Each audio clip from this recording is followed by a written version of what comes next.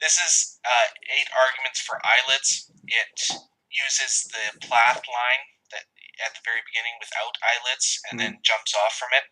It kind of is a mixture of Plath, Wallace Stevens, and E. Cummings, especially in the decapitalization of I.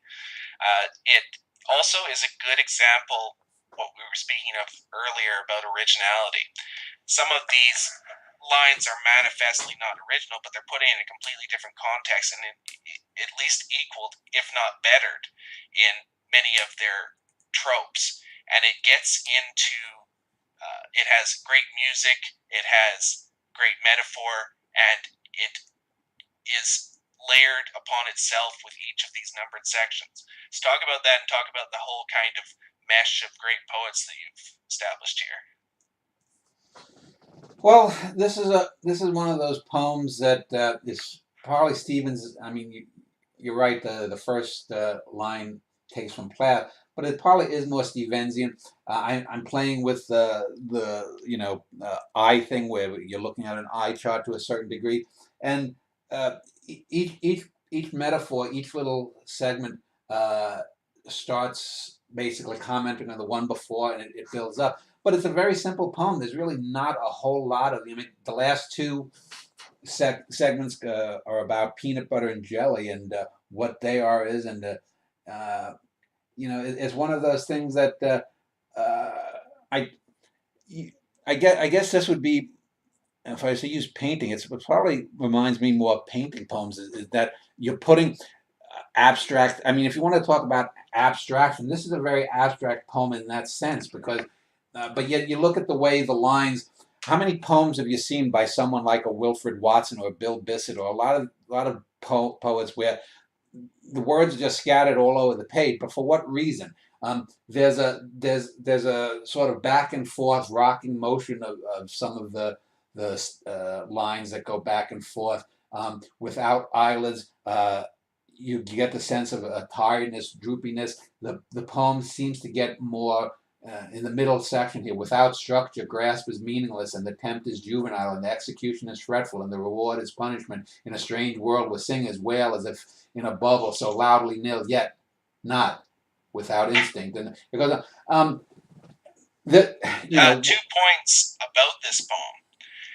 One is that because it's stripped of illusion, it is one of those poems that no one would think you would have wrote. At the same time, it does have the Schneiderian structure of most of your poems. It also is one of those poems too that you have to actually read. You can't just be read to. You have to look at how the lines are structured. It's also similar to, in that way, Glide Through a Portico Trellis, yeah. which uses different font forms as a way to establish different voices. Or the balls of a one-armed juggler. I have a number of poems there, and this is something that I should point out is I don't in jam poems. I don't break lines without meaning. This is one of the most overlooked things is when you're reading it. I want you to pause at the lines. Otherwise, I would just do a prose poem. I know Alex Sherman, for example, when he's read some of the poems, I've told him, I said, why are you not pausing? Even if it's just a little bump, there's a fucking reason that it breaks. Without structure, break. Grasp is meaningless, break. And the attempt is juvenile, break. And the execution is fretful, break. There's a reason that I break at juvenile, and there's a reason that I break at so loudly nil, yet break, not break. And then 6, without instinct.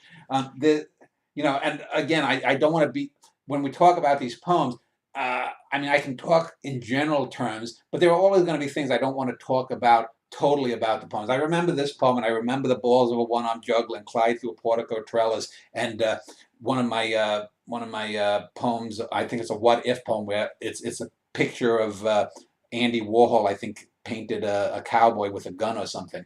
The title eludes me, but again, this is a perfect example of where I took a lot of the things that abstract expressionist painters try to do, but don't. You and I could talk for an hour or more just on abstract expressionism. Abstraction without expression doesn't mean anything. And that's one of the riddles, or one of the things that abstract expressionism fails so badly at, is that it doesn't express anything.